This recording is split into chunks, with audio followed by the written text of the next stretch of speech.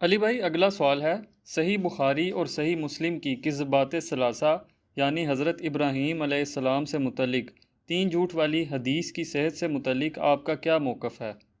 بعض محققین تو اس حدیث کو سیدنا ابراہیم علیہ السلام جیسے اولو العزم پیغمبر کی توہین گردانتے ہوئے صحیح ماننے کو تیار نہیں ہیں، اور انہی لوگوں میں آپ کے فیورٹ اسکالر مولانا مودودی صاحب بھی شامل ہیں۔ اس حوالے سے آپ کی کیا رائے ہے؟ میں مولانا مودودی رحمہ اللہ تعالیٰ کا بہت احترام کرتا ہوں، لیکن اس معاملے میں ان کے ساتھ ایگری نہیں کرتا۔ اس کی وجہ ہے کہ اگر وہ اصول اور مبادی پہ بات کریں گے، ڈاکٹرن کے اوپر بات کریں گے، تو ہم پہلے علم الکلام سے الزامی جواب، اینٹی وینم پھکی والا جواب دیں گے کہ اس واقعے کو تو کر دیں سائڈ پہ، جو واقعہ قرآن کے اندر آیا اس کی آپ کیا تعویل کریں گے؟ اس کو تو آپ کہہ دیں گے جی یہ تو بخاری مسلم میں ہے۔ قرآن میں سورہ یوسف کے اندر حضرت یوسف علیہ السلام نے اپنے بھائی بنیامین کو روکنے کے لیے جو طریقہ اڈاپٹ کیا تھا وہ کیا تھا کہ انہوں نے اپنے قریبی آدمی کو کہا کہ یہ جو پیالہ ہے اس کو اس کی بوری کے اندر رکھ دو، اور جب وہ تھوڑا سا آگے چلے تو پیچھے سے آواز لگائی کہ اے قافلے والو، تم میں کوئی چور ہے جو کہ یہ ایک قیمتی ہمارا سامان لے کر جا رہا ہے۔ تو سر وہ جو قیمتی سامان ہے وہ بنیامین نے کیا خود رکھا تھا یا ان کے بھائیوں نے یا حضرت یوسف علیہ السلام نے رکھوایا تھا؟ تو اب کوئی شخص یہ کہے کہ یہ ایک پیغمبر کے شان شان نہیں کہ وہ اس طریقے سے دھوکہ کر کے روکے، تو اللہ نے اس کا جواب قرآن میں دیا، کذالک کدنا لیوسف، یہ ہم نے یوسف کو ترغیب دی تھی اس بات کی، یہ ہم نے طریقہ سکھایا تھا، اور اس کی ریزن پھر اللہ نے بتائی۔ اس لیے اللہ تعالیٰ فرماتا ہے کہ وہ اس بادشاہ کی حکومت میں اپنی مرضی سے کسی کو اس طریقے سے روک نہیں سکتے تھے۔ سر سلام ہے، میں کہتا ہوں جی وہ جیسی بھی حکومت تھی، انصاف ایسا تھا کہ ملک کا سب سے اہم ترین بندہ وزیر خزانہ بھی کسی کو روک نہیں سکتا تھا، انصاف تھا، جوڈیشری آزاد تھی۔ اور یہ قرآن کے الفاظ ہیں کہ وہ اس بادشاہ کے عہد حکومت میں یوسف اتنی بڑی پوسٹ میں ہونے کے باوجود ان کو زبردستی رکھ نہیں سکتا تھا، تو ہم نے ان کو ایک ترغیب، ایک ترکیب سکھائی، کذالک کدنا لیوسف، کہ تم اس طریقے سے رکھو۔ تو یہ قرآن کی ایک مثال واضح ہے کہ اس سے کسی پیغمبر کی شان میں فرق نہیں پڑتا۔ بعض اوقات توریہ، تقیہ، حیلہ کرنا پڑ جاتا ہے، لیکن اس کو روٹین نہیں بنایا جا سکتا۔ یہ جو کذبات ثلاثہ والی حدیث ہے، تین جھوٹ بولنے والی، یہ بخاری مسلم دونوں میں ہے۔ نبی صلی اللہ علیہ وآلہ وسلم نے فرمایا، حضرت ابراہیم علیہ السلام نے زندگی بھر کبھی جھوٹ نہیں بولا سوائے تین مواقع کے، اور ان میں سے بھی دو خالصتاً اللہ کے لیے بولے۔ نمبر 1، انی سقیم، کہ جب کافر ان کو اس ایک شرکیہ میلے پہ لے جانے کے لیے آئے تو حضرت ابراہیم علیہ السلام نے آسمانوں کی طرف یوں دیکھا اور پھر کہا انی سقیم۔ وہاں کے لوگ کیا کرتے تھے؟ وہ سمجھتے تھے کہ یہ جس طرح آج کل کہتے ہیں نا میرے ستارے گردش میں ہیں، وہ سمجھتے تھے پریشانیوں کا سبب ستارے ہیں۔ تو حضرت ابراہیم علیہ السلام نے انہی کی نقل اتاری، یہ آسمانوں کی طرف دیکھا اور کہا انی سقیم، میں تو بیمار ہوں۔ اچھا، یہ انہوں نے توریہ کیا تھا۔ توریہ اس جھوٹ کو کہتے ہیں جو جھوٹ نہیں ہوتا۔ اس سٹیٹمنٹ کی دو معنی ہوتے ہیں، سننے والے کو اور سمجھ آتا ہے، اور جو کہہ رہا ہوتا ہے وہ اس نیت سے نہیں کہہ رہا ہوتا۔ اس کی مثال آپ کو دوسری مثال سے سمجھ آئے گی۔ جب حضرت ابراہیم علیہ السلام نے بتوں کو توڑ دیا تھا تو اینڈ پہ ایک بڑے بت کو باقی رکھا، سورۃ الانبیاء میں آتا ہے، اور اس کے کندھے کے اوپر انہوں نے کڑھارا رکھا۔ اور جب لوگوں نے مشورہ کیا کہ یہاں ہم نے ایک نوجوان ہے ابراہیم، اس کو سنا تھا وہ ہمارے بتوں کی بہت گستاخ ہے، وہ بزرگاں دا اور نوجوان ہے، تو وہ ایک نوجوان جسے ابراہیم کہا جاتا ہے، تو ابراہیم علیہ السلام کو انہوں نے آ کے پوچھا، تو ابراہیم علیہ السلام نے کیا بولا تھا اس کے جواب میں؟ انہوں نے کہا تھا بل فعلہ کبیرہم ھذا، بلکہ ان کے بڑے نے کیا ہوگا، اور بڑے بت کے کندھے کے اوپر کلاڑا رکھ دیا تھا۔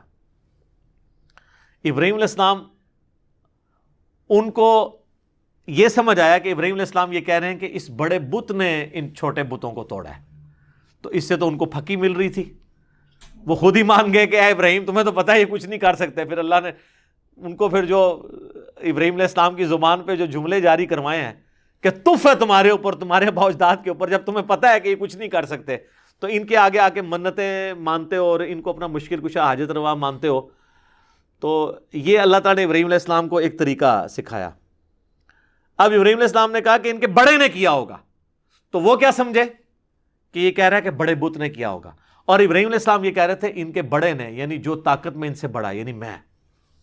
لیکن وہ یہ کہنا تو نہیں چاہتے تھے نا, وہ کہہ دیتے تو وہ سیدھا فرد جرم عائد کر دیتے. خیر بعد میں بھی انہوں نے کی, پھر اللہ تعالیٰ نے ان کو بچا بھی لیا آگ میں سے. سلام علی ابراہیم, آمین.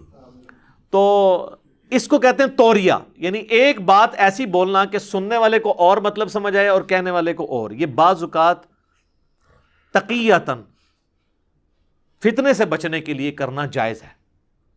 تو بخاری مسلم کی اس حدیث میں آتا ہے کہ 2 موقع پر تو ابراہیم علیہ السلام نے اللہ کے لیے وہ توریہ کیا. اس کو توریہ لفظ بولیں گے. عربی میں تو کسب جو ہے وہ لفظ جو ہے وہ اردو میں اگر اس طریقے سے ٹرانسلیٹ کریں گے تو وہ گستاخی کی طرف جائے گا. بہرحال یہ توریتاً تھا. اس کا ثبوت یہ جو میں کوئی کہہ سکتا ہے کہ یہ آپ خود حضرت ابراہیم کی طرف سے صفائیاں پیش کر رہے ہیں, تو سر اسی حدیث میں موجود ہے. وہ تیسرا توریہ جو ہے نا ان کا, اس میں حضرت ابراہیم علیہ السلام نے بتا دیا کہ میں توریہ کر رہا ہوں.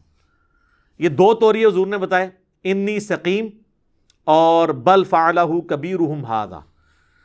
تیسرا نبی علیہ السلام نے فرمایا کہ جب ایک ظالم بادشاہ نے ان کی بیوی کے ساتھ دست درازی کی کوشش کی, پہلے حضرت ابراہیم کو بلوایا اپنے دربار میں, کیونکہ حضرت ابراہیم علیہ السلام کی بیوی حضرت سارہ خوبصورت تھیں اور اس بادشاہ کو پتہ چلا تو وہ ان پہ قبضہ کرنا چاہتا تھا, اور اگر اس کو پتہ چل جاتا یہ ان کے خاوند ہیں تو ان کو قتل کروا دیتا. یہ جو نگاہیں مار کے پھڑکانا ہوتا ہے نا دشمنوں کو, یہ بزرگ بابے کر سکتے ہیں. انبیاء کرام بقدر ایفرٹ چلتے ہیں سر, دنیا میں حالات و واقعات کو دیکھ کے. بہت شاذ و نادر ہوتا ہے کہ کوئی آسمانی مدد کا انتظار کرتے ہیں. صحیح بخاری میں نہیں آتا کہ نبی علیہ السلام کو جب طائف میں پتھر پڑے اور اتنا آپ پہ ظلم ہوا تو آپ مکے واپس نہیں آ رہے تھے, کیونکہ مکے والے بھی آپ کے قتل کی سازش تیار کیے بیٹھے ہوئے تھے, اور طائف سے آپ کو جو یہ تکلیف اٹھانی پڑی تو آپ کا دل جو ہے وہ غم زدہ تھا. اور آپ کو جب خبر پہنچی کہ آپ مکے میں آئیں گے تو آپ کے ساتھ یہ کریں گے, تو نبی علیہ السلام نے مکے میں اپنے جاننے والوں کو بھیجا کہ مکے کا کوئی ایک ڈومیننٹ بندہ میری گارنٹی لے کہ میرے اوپر اس طریقے سے کوئی اٹیک نہیں کرے گا تو میں مکے میں واپس آؤں گا. اور وہ مطعم بن عدی تھا, آپ کو پتا ہے نا, وہ کافر تھا. اس نے حضور کی گارنٹی لی تھی کہ میں ان کو امان دیتا ہوں. کافر ہو گئے, حضور کو امان دی. اور بخاری کے الفاظ ہیں غزوہ بدر کے موقع پر جب وہ قیدی آئے نا, حضور نے فرمایا آج مطعم زندہ ہوتا نا مجھے کہتا میں سارے قیدیوں کو چھوڑ دیتا, اس نے میری اس وقت مدد کی تھی. تو اب آپ کہتے ہیں عبد القادر جیلانی نے انج کیتا تھا انج ہو گیا, کنج نہیں ہوندا. سارے بزرگ کٹھے کر لو, یوٹیوب تو حضور دی گستاخانہ ویڈیو ڈیلیٹ کرا کے دسو, ورنہ میری بزرگی تے لعنت اگر میں بزرگ ہاں اور میں گستاخانہ ویڈیو حضور کی شان میں جو ہے وہ ڈیلیٹ نہیں کروا سک رہا. کوئی دنیا بقدر ایفرٹ ہے. تو حضرت ابراہیم علیہ السلام نے کہا, اپنی بیوی کو آگے کہا پھر کہ دیکھ میں نے اسے یہ بتایا تو میری بہن ہے, میں نے نہیں بتایا کہ تو میری بیوی ہے ورنہ مجھے قتل کروا دیتا. اور یہ جو میں نے بہن کہا اس لیے کہ اس وقت روئے عرض پہ تو اور میں ہی مسلمان ہے, تو اسلام کے رشتے میں تو میری بہن ہے. تو یہ ہو گیا توریہ. ٹھیک ہے, یہ حضرت ابراہیم نے خود بریف کیا کہ یہ جو جھوٹ ہے نا یہ توریہ ہے. اس کو کیا سمجھ آیا حقیقی بہن, اور ادھر حضرت سارہ کو حضرت ابراہیم نے خود آ کے کہا کہ میں نے اس کو بتایا تم میری بہن ہو, اور یہ میں نے اس لیے بتایا کہ اسلام کے رشتے میں تو تم میری بہن ہو. وہ اسلام کے رشتے میں تو بہن ہے تھی نا, لیکن حقیقتاً تو بیوی تھی نا. آج کوئی اپنی بیوی کو کہنا ہی میری بہن ہے تو پتہ چل جائے گا اسے. تو وہ حضرت ابراہیم نے پورا سمجھایا کہ بھی اگر تم سے بھی پوچھے نا تو تم نے یہ کہنا یہ میرا بھائی ہے, اسلامی بھائی, اسلامی بہن. خیر وہ گئی تو اس نے حضرت سارہ کی طرف ہاتھ بڑھانا شروع کیا. یہاں پہ حضرت ابراہیم علیہ السلام نے نماز نیت کر لی کہ میری بیوی کے ساتھ کوئی برا عمل نہ کرے. ہاتھ ایک دفعہ آگے کیا تو اس کا ہاتھ ہی شل ہو گیا, اس کے اوپر جو ہے وہ فالج کا اٹیک ہو گیا. اس نے چیخیں مارنی شروع کر دی, پاؤں مارنا شروع کر دیا زور زور سے زمین پہ, زبان بھی گونگ ہو گئی. اور حضرت سارہ سے کہا کہ اللہ کے حضور میرے لیے دعا کرو، تو انہوں نے دعا کی تو وہ ٹل گیا۔ دوسری بار پھر اس نے یہ حرکت کی، پھر اس پہ یہی ہوا، تیسری دفعہ بھی ہوا، پھر انہوں نے کہا جی پائی جی لے جاؤ انہوں نے، ٹھیک ہے۔ اور پھر اس نے کہا حضرت سارہ کو اس نے اپنی لونڈی پڑی جو اس کی قریبی لونڈی تھی وہ گفٹ کر دی کہ یہ آپ کی خدمت کرے گی، اور وہ تھی ہاجر۔ تو حضرت ابو ہریرہ نے یہ پوری حدیث بیان کر کے کہا کہ اے عرب کے رہنے والوں، اے بارش پہ گزارا کرنے والے لوگوں، تمہاری ماں وہ ہے ہاجر جس سے پھر اسماعیل پیدا ہوا، اور بنو اسماعیل یہ عرب ان کی اولاد تھے نا، بنو اسرائیل اور بنو اسماعیل۔ بنو اسرائیل کون؟ حضرت اسحاق کی اولاد، یعنی حضرت یعقوب علیہ السلام جو ان کے بیٹے تھے، اور یہاں پہ حضرت اسماعیل علیہ السلام کی اولاد۔ تو اس حدیث، اس کو قصبات ثلاثہ والی حدیث کہتے ہیں۔ تو اس کا ذکر صرف اس میں تو نہیں ہے، جو بخاری اور مسلم کی متفق علیہ حدیث ہے، حدیث شفاعت، جس پہ میں نے پچھلے دنوں ڈیٹیل سے لیکچر دیا ہے، اس میں بھی تو تمام انبیاء جو اپنی اجتہادی خطاؤں کو یاد کرتے ہیں قیامت والے دن، حضرت آدم کہتے ہیں مجھ سے بھی ایک خطا ہوئی اجتہادی، اور حضرت نوح علیہ السلام بھی، وہاں پہ بھی تو آتا ہے حضرت ابراہیم علیہ السلام کہیں گے کہ میں نے 3 دفعہ دنیا میں جھوٹ بولا تھا، یعنی وہ توریتاً۔ لیکن انبیاء کی شان اتنی بلند ہوتی ہے کہ وہ توریتاً بولنے کو بھی کہتے ہیں کہیں پکڑ نہ ہو جائے۔ آپ کوئی کہے جی آپ خام خواہ نبی کی آپ وکالت کر رہے ہیں، ایسا نہیں ہے۔ مجھے بتائیں حضرت آدم کی غلطی معاف ہو چکی ہے کہ نہیں؟ تو پھر قیامت والے دن وہ کیوں کہیں گے کہ مجھے آج اپنی فکر ہے؟ قرآن میں یعنی ہم تو کھڑے ہو گئیں گے حضرت ہم آپ کی اولاد ہیں، دیکھیں ہم آپ کو قرآن سے حوالہ دیتے ہیں، آپ کی غلطی تو بہت پہلے کی معاف ہو چکی ہے، کوئی ٹینشن نہ لو۔ کیوں لیں گے؟ للہ الواحد القہار، وہ قیامت کے دن کی سختی بہت ہے۔ تو پیغمبروں کا مرتبہ ایسا ہوتا ہے کہ وہ کچھ چیزیں جو وہ سمجھتے ہیں کہ ہم یہ بھی نہ کرتے تو وہ زیادہ بہتر ہوتا، تو اس کے اوپر بھی وہ اپنے اندر گلٹ فیل کرتے ہیں۔ ہمارے اعتبار سے تو وہ کسی صورت گناہ نہیں ہوتا، لیکن وہ اپنے گلٹ کے اعتبار سے وہ جو فیل کرتے ہیں اسے خطائی سمجھتے ہیں۔ تو قصبات ثلاثہ والی حدیث بالکل درست ہے۔ اگر اس کا انکار کریں گے پھر تو بخاری، مسلم اور دنیا کی ہر کتاب میں پائی جانے والی حدیث شفاعت کو بھی آپ کو فراڈ کہنا پڑے گا۔ تو مودودی صاحب اس حدیثوں کو تو مانتے ہیں، ان کا کیا کریں گے؟ ان ساری حدیثوں کے اندر موجود ہے کہ حضرت ابراہیم کہیں گے آج مجھے اپنی جان کی فکر ہے، کیونکہ میں نے 3 دفعہ جو ہے یہ الفاظ اس طریقے سے توریہ کیا تھا۔ یہ توریہ آپ کر سکتے ہیں۔ اس سے بھی اگلا سٹیپ، بخاری مسلم دونوں میں حدیث ہے، نبی علیہ السلام نے فرمایا 3 موقعوں پر آپ نے جھوٹ بولنے کی اجازت دی ہے۔ نمبر 1، صلح کروانے کے لیے، 2 بھائی لڑے ہوئے ہیں،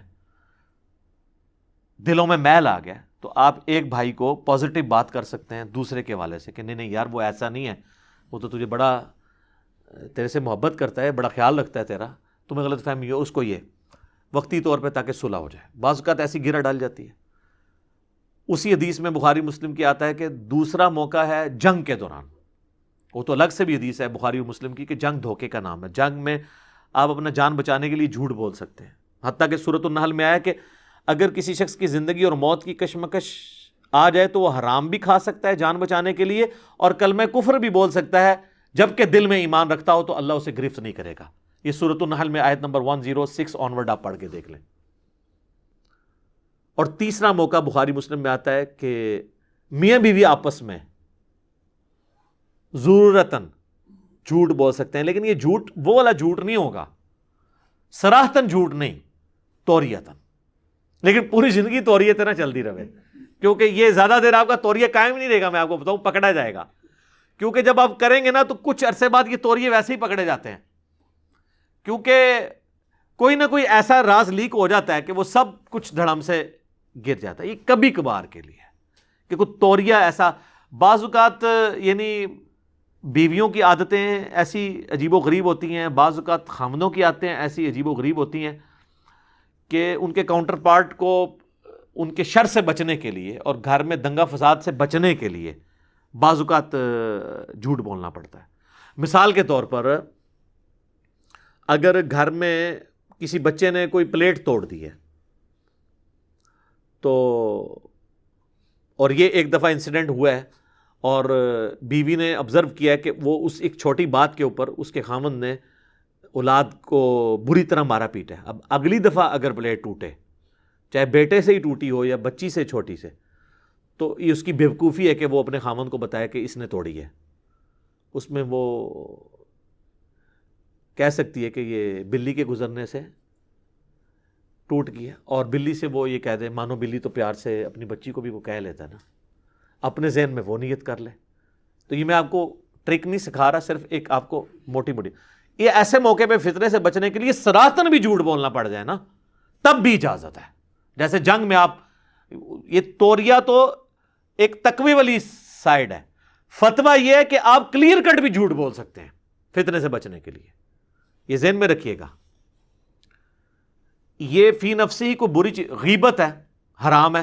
قرآن میں سورہ حجرات میں ہے کہ جس طرح کوئی شخص اپنے مردہ بھائی کا گوشت کھاتا ہے, لیکن بعض جگہ غیبت کرنا واجب ہے.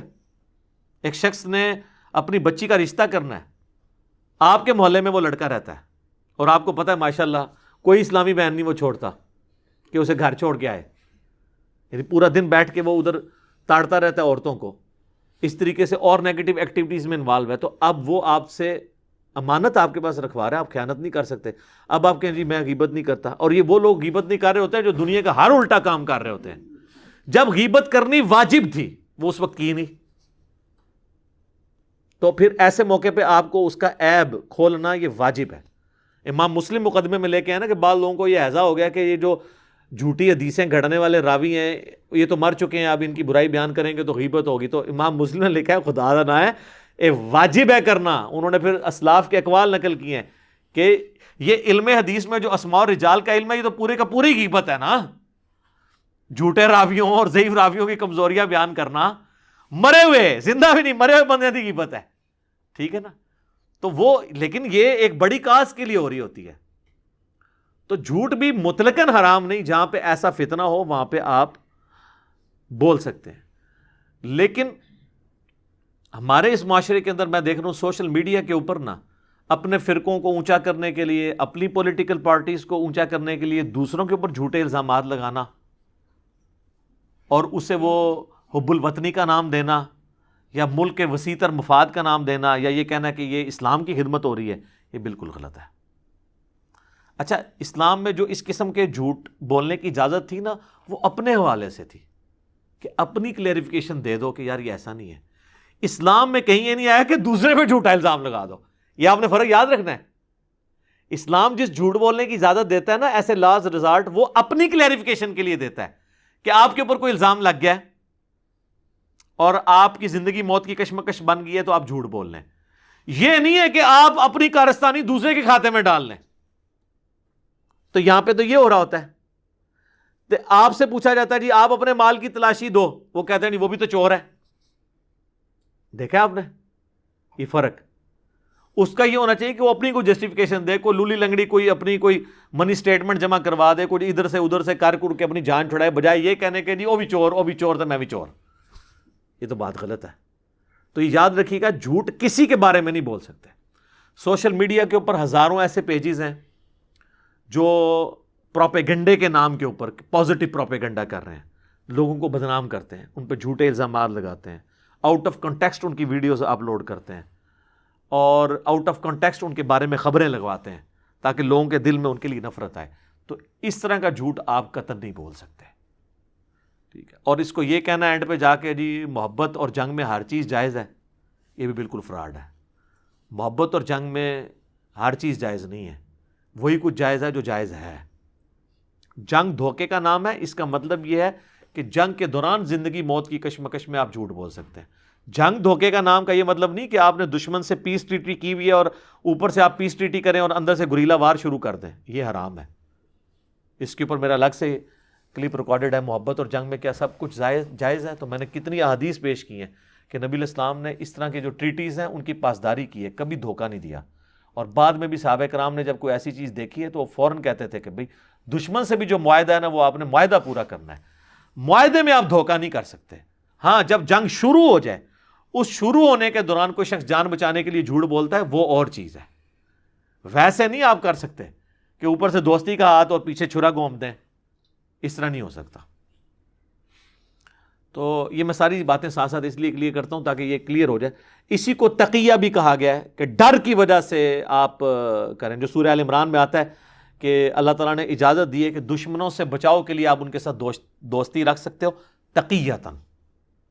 تقاہ کے لفظ اس میں موجود ہیں. جس طرح ہمیں بعض اوقات ہمارے حکمرانوں کو کرنا پڑتا ہے. ان کو بھی پتہ ہوتا ہے کون کون سے ملک دشمن ملک ہیں، لیکن ان ملکوں کے ساتھ بنا کے رکھنی پڑتی ہے. وہ بھی تقیاتاً ہے. لیکن پورے کا پورا دین تقیہ بنا دینا، جس طرح بعض غالی شیعہ کی طرف سے کیا جاتا ہے، وہ بالکل غلط ہے. ایک کبھی کبھار یہ موقع ہے، آپ کر سکتے ہیں جان بچانے کے لیے. پوری زندگی اس سے عبارت نہیں کی جا سکتی، یہ ذہن میں رکھیے گا. تو کس باتیں ثلاثہ والی حدیث بالکل ٹھیک ہے. ٹھیک ہوگا جی.